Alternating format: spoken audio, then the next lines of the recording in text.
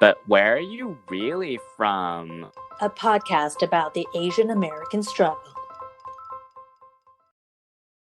Hi, I'm Jesse Lynn. And I'm Angela Lynn, and welcome to another episode of But Where Are You Really From? Yeah. It's Pride Month in June, so we're doing a Pride-oriented episode where we talk about all things gay and what that means to all of us. And to help us explore all the different spectrums of the rainbow, we have a special guest joining us today, Tong. Thank you, Jesse. Hi, everyone. My name is Tong Zhang. I'm here to provide some diversified perspective in the LGBT community. I consider myself a lesbian or actually, I don't know, like a bisexual. I don't know how to really define myself, but I'm happily married with my partner and currently live in Redwood City in California. I know Angela through work and just know she's an awesome person and would love to share my perspective on this special occasion. So glad to be here. Yeah, Tong's one of my favorite ex-coworkers, so really happy to have her on. So we have the two of you bringing different queer perspectives.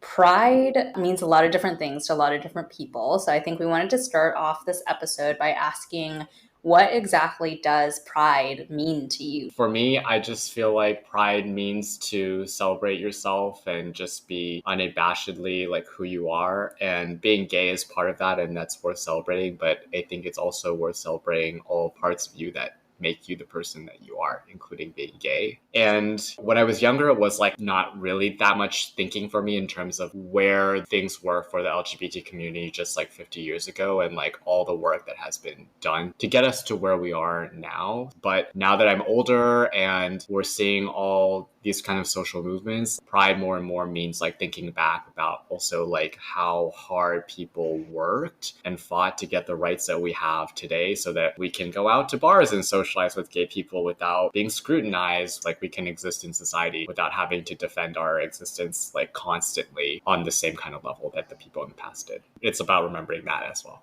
Yeah, I think the accepting who you are element really resonate a lot with me. And I think my journey of discovering who I am and then accepting my identity as a lesbian come later in life because I actually grew up in China and then didn't have a lot of exposure earlier in my life. And then once I discovered that aspect of myself, I think pride meaning is a constant journey of accepting who I am and then discovering that element and what does it mean to be me, and then how do I fit back to my family, my culture identity, and also what kind of life do I want to live going forward. And I think to Jesse's point of really remembering the people who fought for you before, and then why we can have this current society with the support that we have and celebrating, for me is also really precious to be able to live in California where I can be openly gay and to, walk on the street with my partner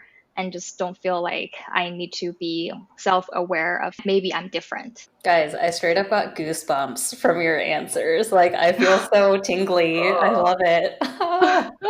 Good. Yeah, because obviously I'm just bringing the ignorant straight person view to this episode. But for me, I haven't spent that time to deeply think about what the Pride celebrations mean on those so many different layers that you guys just laid out. For me, it's just it always seems like it's just this huge, happy celebration. Always brings me a lot of joy to see all the people just being themselves in the streets and letting loose. And it always feels like there's a lot of love in that environment. So I've always associated it with just a lot of positivity and love and excitement and energy. But for you guys, it means so much more because of the history of what it's taken to get you guys to be in a more equal state than you've been in the past. So very cool. A lot of you have been asking how we got started podcasting. Actually, it's super easy. We started by using the Anchor app. You can record, add music, and best of all, your podcast is automatically published to Spotify, Apple Podcasts, and more. If you're looking for a new hobby to fill your time, or just have a lot of something to say, or you just want to learn something new, come podcast with us on Anchor. Download the free Anchor app or go to anchor.fm to get started.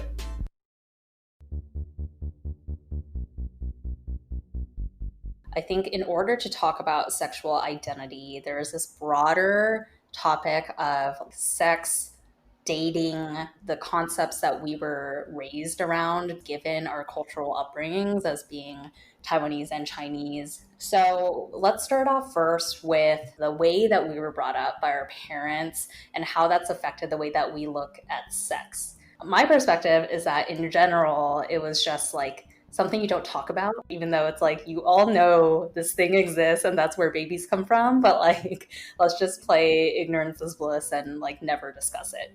Maybe there was like one conversation about how you should stay away from like inappropriate materials. And that was basically materials? Like, yeah. Like they basically like pornography. They were like, don't look at pornography. Yeah, like my parents, it's so funny. Growing up, I will have like this question, like, where do I come from? And they would say, oh, you burst out of a stone, or oh, we just like got you, found you outside the hospital.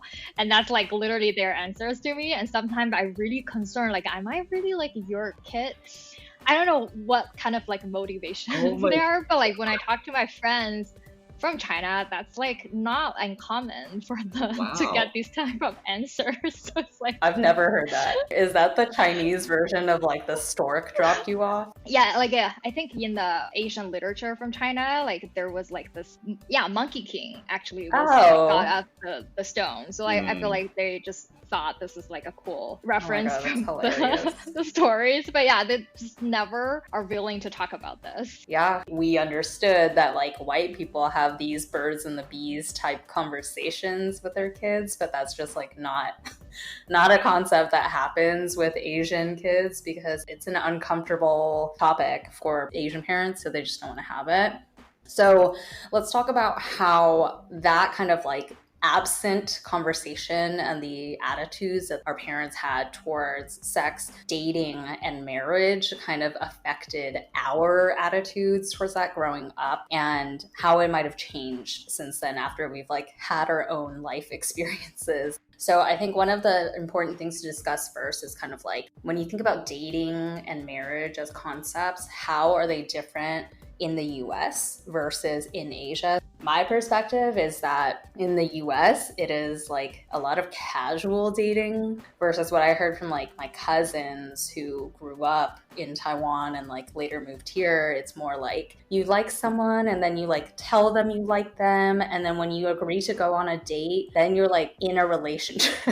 Yeah, I think it's just like really serious. I feel like before I came to the States, there's no this definition or concept of dating. To your question around growing up in China, how do I treat like dating or even marriage? Those concepts didn't exist prior to college because all your way till like the college entrance exam, your whole goal is to study.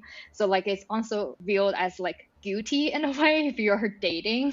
So if you are actually dating, everyone will think you are like a bad student.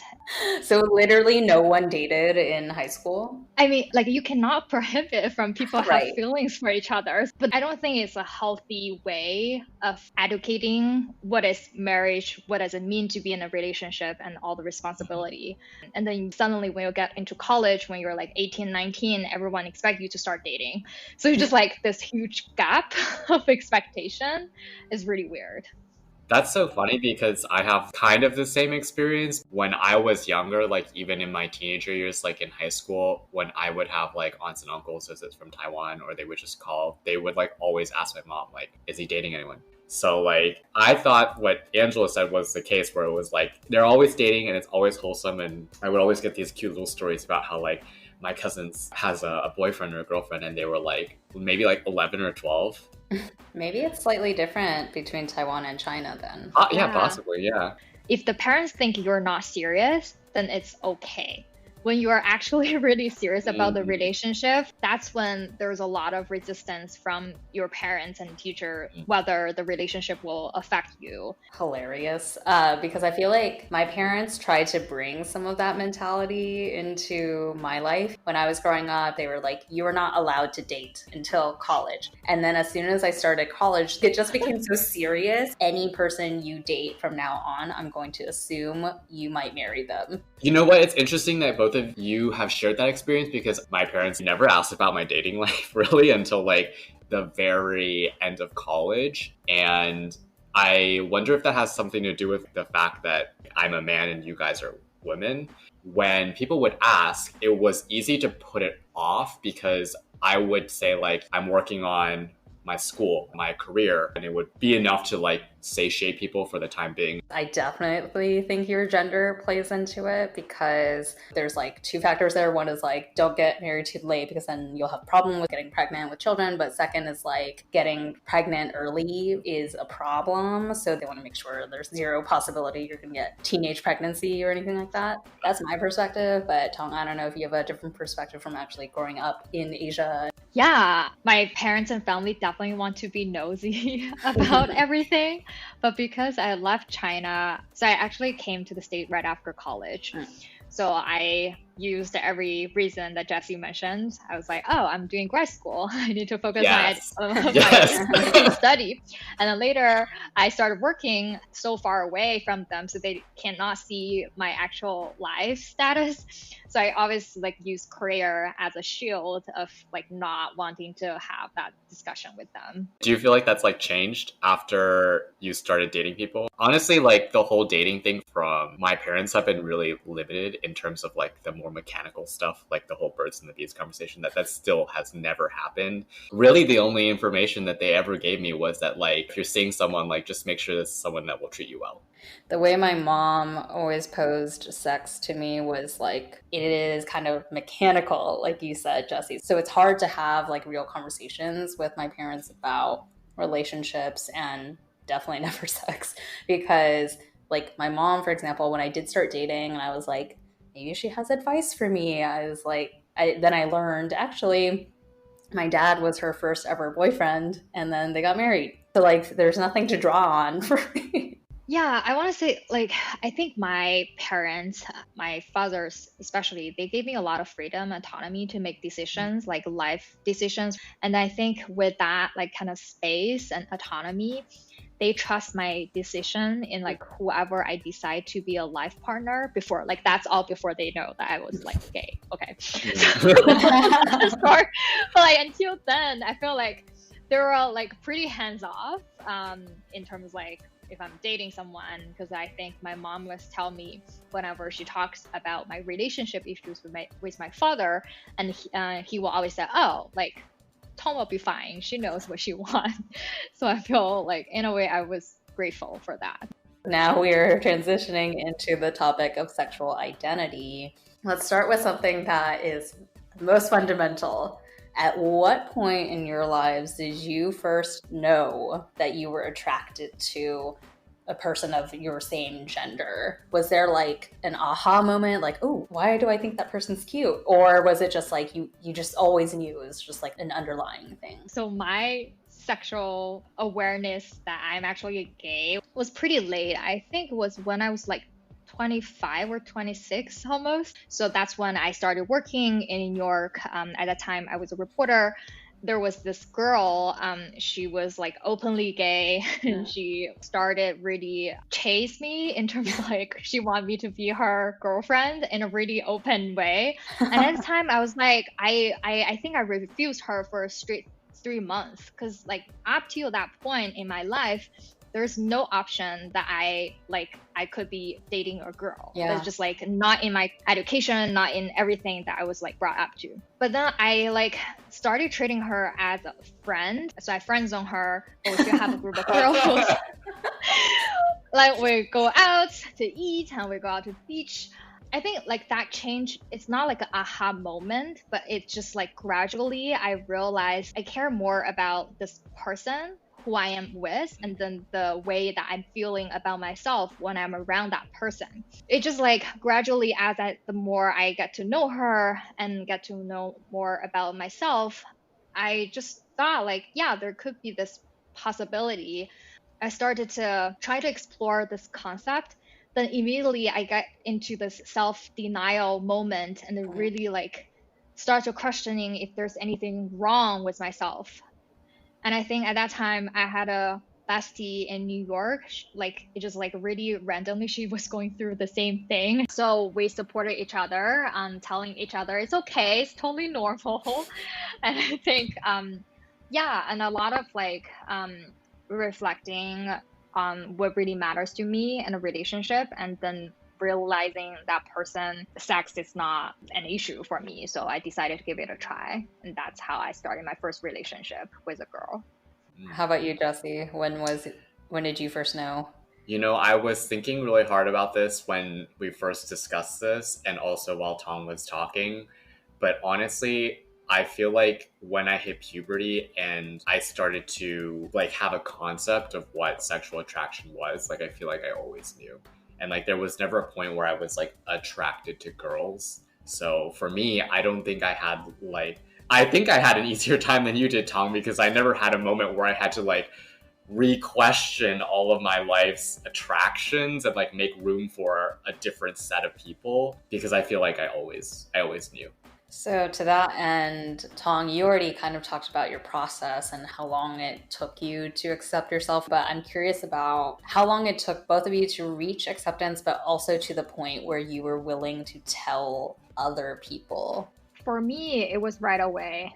Once I decided I want to give this relationship a try, I immediately told all my closest friends in China and then the friends circle that I had in New York. And it just didn't feel like there's a need for me to hide. Definitely, except for my parents, my folks at home. But I was pretty open and honest with everyone around me. And how did that go? Was it mostly positive, or did you have any like people who you wish would have taken it better and didn't? No, I think all my friends were super supportive. I think I was really pleasantly surprised by my friends who were still in China. And then some of them even started a conversation with their parents because they know me.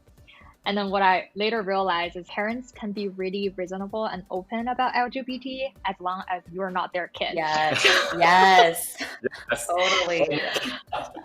Yeah, that conversation was helpful. And I was really like, felt like fortunate to have all my friends to support, but the family part was like a whole nother story. Well, maybe we'll get to that, but I want to make sure Jesse gets to his, because I seem to remember you going through this since we grew up together.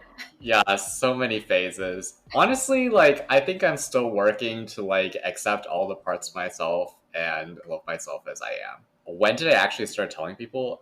End of high school, basically, is when I first started telling people. And obviously I told Angela first, and I didn't even remember this, but you did when we were discussing this. But apparently I told Angela first that I was bi, because I was like still really confused about the whole thing. And I think I was just like clinging to the straightness of it all, to be like, this is like the north on the compass, like this is what everyone else is. So like to say like completely no and to let go of that life raft was so terrifying that I couldn't even be like completely honest to you about it, and even to myself. But yeah, so I told Angela first, then I told like a handful of other friends from high school, and then from college onwards it was basically just kind of like if anyone asked I would tell them the truth unless I felt like uncomfortable about it. And then obviously the same with the family, like some people know, some people don't know. Yeah, let's dig into the family piece a little bit more. Yes. First, do both of your parents know? And if they do, how long did it take you to decide like I need to tell them? It's gonna be fucking hard, but I need to tell them. And did you tell both of them at the same time, or was there like one parent you kind of trusted more than the other to take it well? How did that play out? Jesse, you go first. Okay. Not both of my parents know. Only my mom knows, as far as I'm aware. And it was something that I didn't tell her until basically like I was about to graduate from college. And it had been sitting on my mind for a while, but there were a couple reasons why I didn't tell her. Like the first was I wasn't sure if she was like ready to hear that. And so I was putting it off, trying to, and at that time there was like actually a lot of stuff going on regarding like gay rights, gay marriage and all that stuff. So I was kind of like trying to get a feel of like how they were reacting to all of this news, to understand where their perspective sat on it. The second thing was, was a struggle for me to accept myself as who I am. And so I think even in college, like I wasn't so comfortable with myself yet that I felt really strong in my position to go to my parents and be like, this is who I am. And there's no like if and or buts about it. I don't know. I think the third was just like was scared to tell them and shatter the illusion of having a good relationship with my parents. Tong, how about you? Yeah, so thinking about the story just like make me feel like, like nervous or even just like a lot of traumatic memory. So I actually dated with my first girlfriend back then for like almost 2 years. And then I applied to B school and got accepted to Stanford, which I thought was a huge personal accomplishment on my part. And then it just like with a lot of exciting things happening in my life, somehow I just got this courage. I need to tell my parents I'm actually dating a girl, and this person is so instrumental in getting into business school and supporting me to get to the next stage of my life. So I flew back to China to stay with my family the summer before business school. And then the second to last week I'm at home, I broke the news to my mom. And to my surprise, she took it in like calmly and like was pretty receptive to that. And then we had a really like honest and deep conversation about what does happiness and good marriage mean to her. And that was the first time we had talked about all of this. And then I saw like she was really supportive. But then my mom actually called my dad the night I broke the news to her. And then somehow in her recount of the story, my dad thought I'm gonna like go with this girl, get married, and like leave the family. What? It just like, and then he stormed home. He was on a business trip. He decided to come back home early. Oh my God. And then it was not good. Yeah, so like a conversation about like me having with my mom feel like pretty proud to share my life update, to be really like ready to be open with them, turned into a fight from my dad. And then like a conversation turned into like they're so disgrateful of like who I become. And then my dad went all the way to like disowning me. And then how can he even like go back to my grandparents that I raised a monster? So like everything happened so quickly, and then that conversation just became really traumatic. Like even now thinking back, I still feel the pain in me. And I remember I was just sitting in the living room while he was going on with all the speech. I just felt like I just don't know why I existed, basically. I feel like all my existence prior to that was denied. And then it doesn't make sense for me to even go to Stanford, and they were like expecting to get my passport taken. So all of that. So like, Wow. It's just like a really hard stance for me to keep fighting. And then I think I made a compromise saying like, okay, let me see what can I do with this. Like, I don't want you to feel like this hurt. But then also I was like, I didn't know how to process all of that, basically. I feel like you're so harsh on yourself because of the way they, reacted. But I don't think you should look at the way you presented it to them as like being impulsive. This is something that was like a big part of who you were, and that was bringing you a lot of happiness and like support in your life, and you just wanted to share it with them. Like coming out in general is going to be difficult for anyone, but there's like this added layer because of our cultural upbringing of family values, prolonging the legacy of like your family's name and like having children and honoring your lineage, that kind of stuff.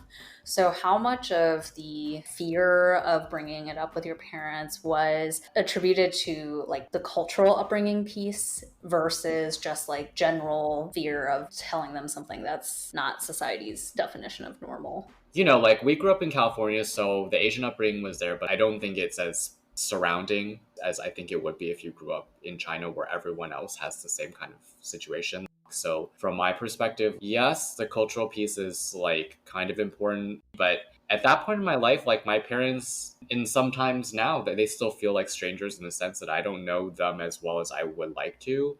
And what if I were to tell them this big secret about me and then that was just it? We don't really know each other that well, and I'm exposing to them a huge piece of my life, and they were to reject me for being honest about who I was. That was like such a scary concept that I couldn't do it until I was basically at the level where I was like, I feel safe emotionally with who I am, and also I feel safe in the sense that like I am not going to be like broken on the street if I get disowned. I think you're right. The fact that you're first gen, I'm sure plays into a lot of like whether or not the cultural aspect of it had like a heavy hand in how you perceived how like burdensome that conversation would be. Tong, I'm curious about how much the Chinese-ness of it all played into how you were feeling about it, since you did grow up in China until college, right? I didn't realize the conflict until I went through it. My whole like upbringing in China, it was just like no homosexual, like there's just not a concept. So it just like it never occurred to me that I just never really tried to go deeper to understand like what is like LGBT, what does it mean to be part of this community or even like support them. But then after it came to America, I think, Jesse, what you said, like, you know, seeing all walks of life, and then really like you can be whoever you want to be, and all of that, like thinking is really encouraging and powerful. So being able to like really understand what drives me and then who I want to be, but then like those two elements just clashed really in a way that I never thought it would be after the coming out process. So I still like today, I'm constantly struggling my responsibility to my parents, to my family, versus like I want to live a life that I feel I'm staying true to who I am. I don't want to live a life to fulfill my parents' dream. We talked about filial piety as a previous episode, so sense of duty is strong for sure for many reasons. Okay. Heavy stuff. Thank you both for sharing those experiences, and sorry to make you recount some not so fun parts of it. You talked about, in general, the US being a place where you can like be who you want to be and own that identity for yourself. I'm curious how that played out when you first entered this community with other gay, lesbian, bisexual people. And like, was that a full embrace? Was it everything you hoped for? Or was it like there were some surprising, not so fun moments in that too? I think the key here is be who you want to be. And who I wanted to be was like a big question mark. So I struggled a little bit to find what it means to be gay for me. I was trying to fit all these stereotypes that you see on the television. And I think I tried that for a little bit and it was just not for me. Like it was fun for most parts of it, but it was also very tiring, not fulfilling. The friends were not really as good of friends as you thought. But I won't lie, like the whole process of finding what kind of gay person you are it's very fun. I mean, for me, I went out a lot, like I met a lot of people, I did a lot of crazy stuff, like, and I still am. But yeah. Yeah, I think my entering to the LGBT community was when I started B school. You know, like at B school, you have all this like communities and groups. So there was a pride group on campus. And then that's how I got to meet a lot of like LGBT folks. The group really created a really safe space for people to share. So we have like coming out day and we have retreat. So through that bonding experience, I really understood how strong the support can be, because you share some like pretty tough experience and you come out stronger. Like the groups at B school will be the main social circle. And then I also met my wife through B school. So that's just like a huge bonus. I'm curious if you did have any experiences going out into like LGBT society in Asia and what that's like versus in the US. Yeah, it's an interesting question. I think my kind of experience my wife is from Malaysia originally, so I can see like through her lens, and I think it's definitely pretty tough for her as well, because I think from another perspective, which is religion, her mom is a really Christian person. It's just like really hard for her to like, she tried to come out to her mom for like 10 years now, and she still cannot like really fully accept who she is. And then I think when I was traveling in Taiwan or Taipei specifically, like we weren't like going out to like at gay bars per se, but like when you're like touring the site or going to like restaurants or cafe, if you see like people that you can tell they're lesbian, you can like check them out. And I feel like, you know, there are a lot of people that like, I feel like it's just like more accepting in a way. I feel like especially young people. And then I see a lot of girls who are like, holding hands and like all of that. But not like really in a deeper sense. Like I have friends who are LGBT, like who I met through B school that went back to China. And I think it's still a real struggle for them.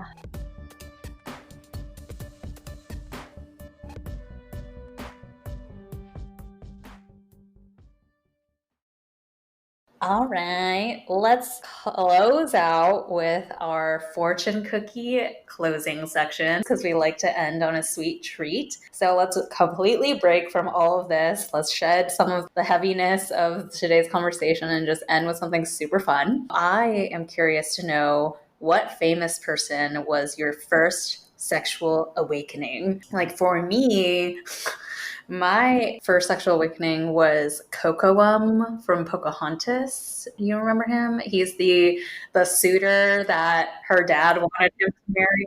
Oh, he was so hot. He was ripped. He was like stoic, so handsome. And when she was like, I don't know if I should marry Cocoam, I'm like, you a dumb bitch. You should marry Cocoam. Forget John Smith. So he's mine. How about you guys? I want to say it was like really Jay Chow, because at the time it was like kind of the same time as puberty, and both Angela and I were like getting into like more Asian stuff. And it was also a time that he was getting really popular. And I just remember there was like a picture of him. I don't think it was an album cover, but it was some kind of like publicity image of him just like shirtless. And I was like, that is really sexy. I couldn't really think of at the time, but I think my friend asked me a question, like if you can like fantasize or think about like someone you want to kiss or make out, who that person would be. And then I think that person would be Keira Knightley. And I always, I don't know how, but just like love all her movies. And I even like went to Broadway when she was in town for a play. Just like something about her just make me feel she's super attractive. Yeah. She's super elegant, beautiful bone And she's really structure. smart. Yes. Yeah. This is super fun. Thank you for having me. Thank you for joining us. Thank you for sharing. Thank you. All right, guys. So I think we had a pretty fun episode and we covered some interesting and heavy topics. So as usual, if you guys have any stories or feedback or anything you want to share with us regarding your experience as a straight person, as an LGBT individual, please feel free to send us some love. Send us an email at telluswhereyou'refrom@gmail.com. That's YOURE. And as always, come back next week. We'll have a new episode for you then. And until then, 再见, bitches!